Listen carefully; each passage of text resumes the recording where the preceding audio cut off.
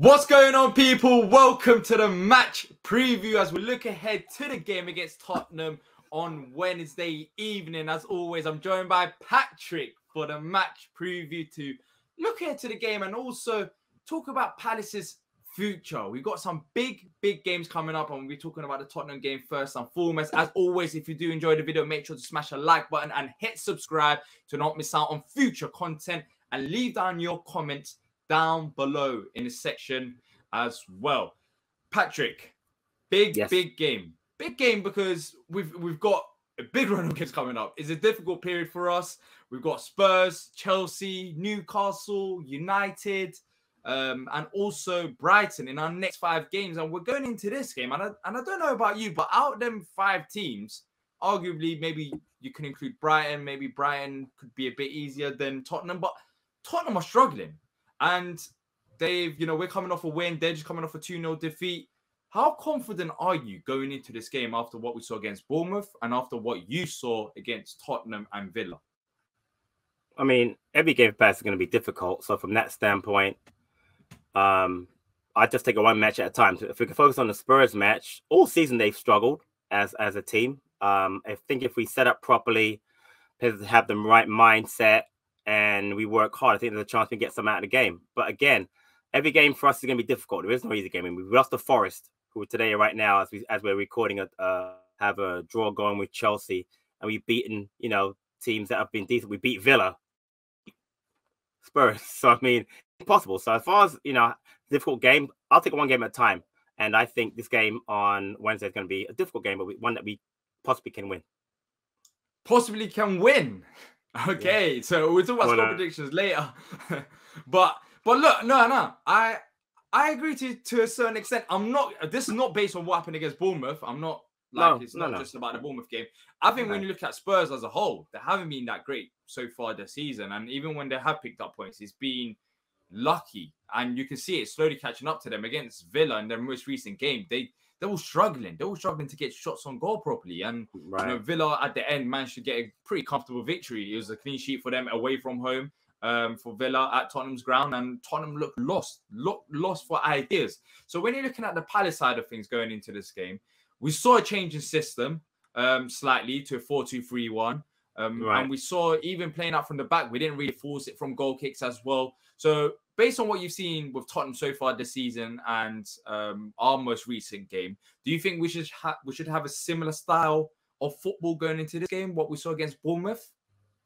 I think that would be smart to do the same thing. I think what I think Vieira's trying to do is he's trying to implement a system that can work with the certain types of players, meaning the same players each match. You've seen that we're starting like Schlupp's playing a lot, Ari's playing a lot, Klein's playing a lot, players who other people don't want to see. But he's trying to integrate him in teams so we can play, the same kind of system. I think the 4-2-3-1 works well for us. Having the back four, a little disheveled now with Mitchell not being there, but with having Gay and Anderson, we're kind of set back there.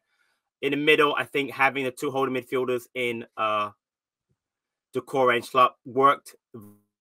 Hopefully we continue to do the freedom players like Olise, Eze, and Zaha to do their thing. Whether it's Ayew up top, whether he does a change and bring Edouard in. Remember, Edouard scored 2 goals last year at home against Spurs.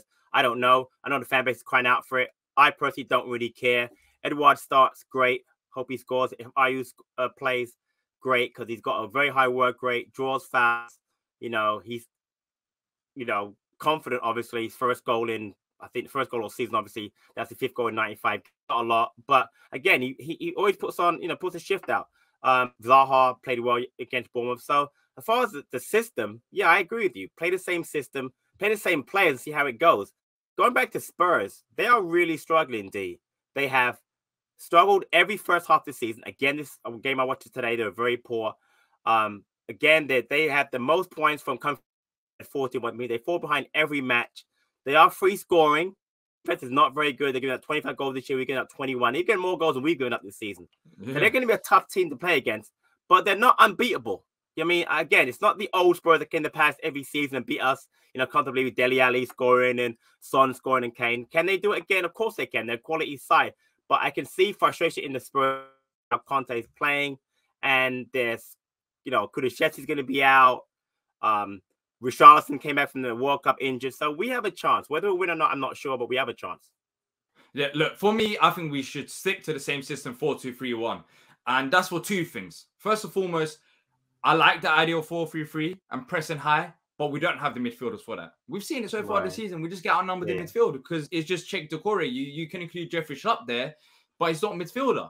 And the 4-2-3-1 just solidifies that position a bit more. It gives the likes of Jeffrey Schlupp, which Patrick Vanano, I was about to say, Patrick Vieira likes to play a lot. Jeffrey Schlupp, it gives him a specific focus. You know, his role is just to sit. It's not to run up and down and do a bunch of different stuff. And like that, I think you can get the best out of Schlupp. I don't think he can do everything in midfield because he's not a midfielder. And, you know, another reason why I think the 4-2-3-1 going into this game against Tottenham is important is based on how Villa approached the game against Tottenham and got the result.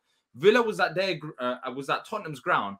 They didn't have a 4-2-3-1, but they had basically 6 players out of possession going back to the back line. They had two holding midfielders, which can be Decore and Jeffrey Schlupp.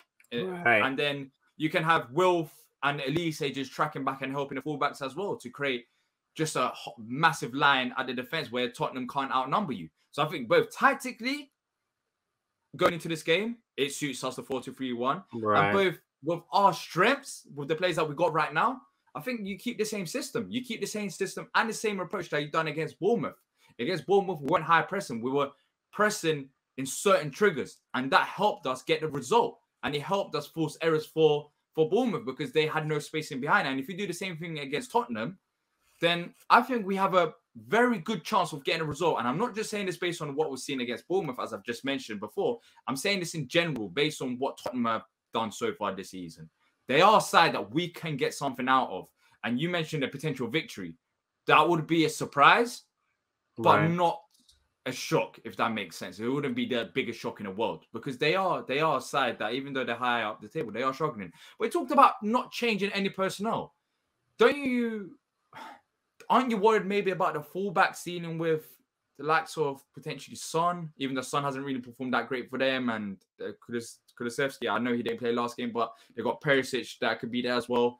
Or the midfield, you would keep everything the same, or maybe potentially Edouard up front for Jordan Ayew? At the lineup now, I just realized that Tottenham play a back three, very similar.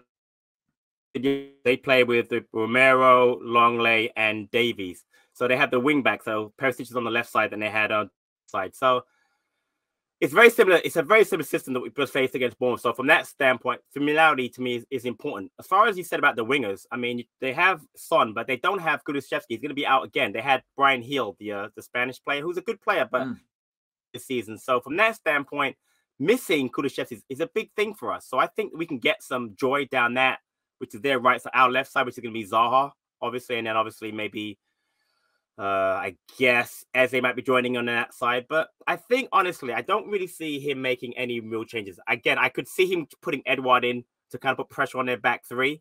He's a little quicker than Ayew. But again, Ayew just scored a goal. Do you really want to take a player out, just scored a goal in a match, you know, who's got confidence going? What does that really say to the other players in the squad? But again, if he starts Edouard, if he's 100% fit, looked decent when he came out of the sub yesterday, I wouldn't be shocked, but I would be a little bit surprised, honestly, he changes it. Yeah, I wouldn't be too upset if Ayew starts up front again. And the reason for that is not. Look, I think he's not going to be the goal scoring striker. He's not. Of course not. I don't think anyone's expecting that. But you saw what he done when we were hoofing the ball up there. We've seen it even with the likes of Edouard. It wasn't that great. But maybe against Tottenham, Ayew struggles. But against Bournemouth, his first touch was brilliant. Like, he brought the ball down every single time. He won fouls through the centre as well. You just annoying for the defenders, and we're talking about a Tottenham side that's struggling defensively. And if you have Jordan Ayew there that's just winning fouls and causing them problems and being just basically a menace to their back line, it could help us in a way. You win fouls high up the pitch, push them back, and then next thing you know, you got a bit of momentum creating chances. So for me, whether it's Ayew or Edouard, I think there's both positives and negatives of both of them. I think Edouard is the better striker and better person in front of goal with production. But Jordan Ayew can still offer something a bit different to what Edouard does and still cause Tottenham problems. So for me, the only change that I would potentially like to see, and I'm saying this now after the Bournemouth win, is still Will Hughes. For me, Will Hughes and Decore, it is the one. It is the one that I want to see in midfield. I feel like Will Hughes can offer more, especially in the pivot role as well. If you're just holding there, observing the press, making out passes, I feel like he can do a better role than Jeffrey Schlupp. But other than that, I wouldn't be too surprised if we make no changes because it worked against Bournemouth, and if we have the same game plan, it will work. Well, in my head, it could potentially work against Tottenham. But Patrick, now moving on to the league table, which we'd like to talk about a lot. Game week 18. As it stands right now, we're still 11th. That didn't change. If we win this game, as it stands, I believe we could go up to 8th. But of course, that could change. So when you're looking at the league table, all these can change easily because of the games that's being played.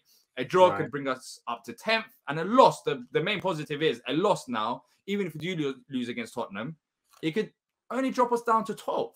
So the gap to the bottom is, a bit more after the Bournemouth win. It's gone a bit more tighter rather than as big as it was before to maybe 14th. Now it's from 14th to 12th if you have a loss. But in terms of our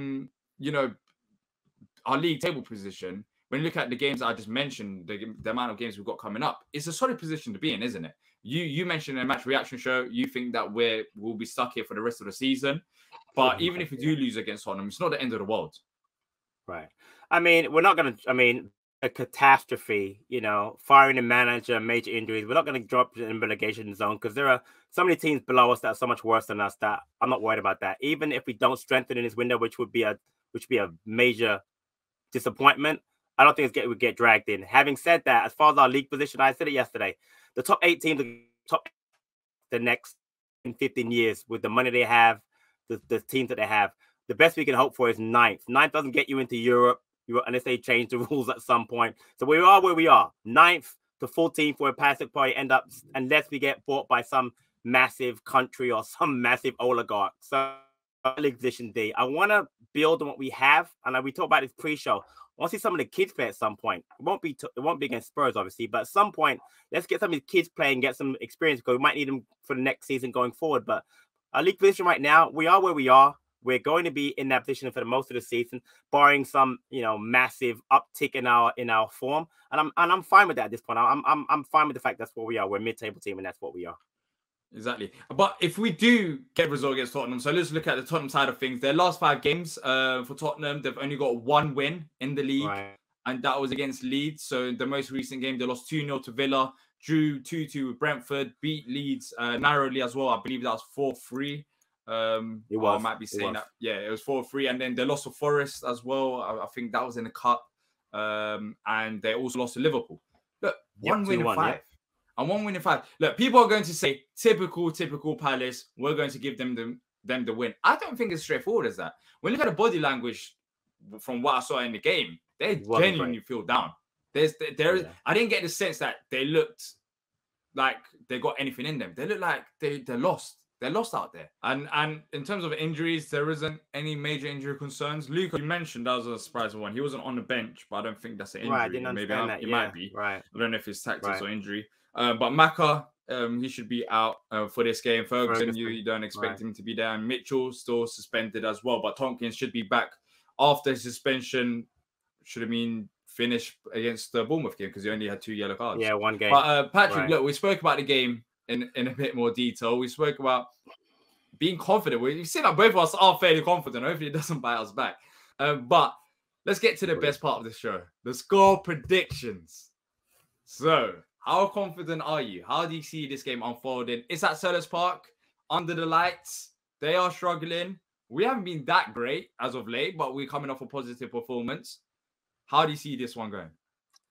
Looking at it historically, right, D, we've got 4 wins, 3 draws, and 15 losses against Tottenham historically. The last 2 matches have both been 3-0. 3-0 for us and 3-0 for them. Before that, though, there's a bunch of 1-1 matches. Ton of draws, both home and away. So like I just said, I sounded very confident beginning about getting a win. I think it depends on the mindset and where we set up on Wednesday. Having said that, we're bound to concede a goal. We're probably going to fall behind. But I'm confident if we can keep 11 players on the pitch, win. So I'm going to go for a 2-1 Palace win. 2-1 Palace win. Okay. Yeah. I'm going to go for 1-0. I think I will take that. For me, it's important to have a bit of momentum. I don't want to go one game we win, next game we lose, another game we win. Yeah. It would be good to have 2 games unbeaten and, you know, getting a draw against the top side as well at Selhurst Park. It gives you that bit more momentum going into the Southampton game and then the next league game against Chelsea as well. So for me, it's just foundation steps at this point. Just building blocks and trying to build up to the top. And right now, if we get a draw against Tottenham, I don't think majority of us will be upset with that. But let us know your score predictions in the comment section down below.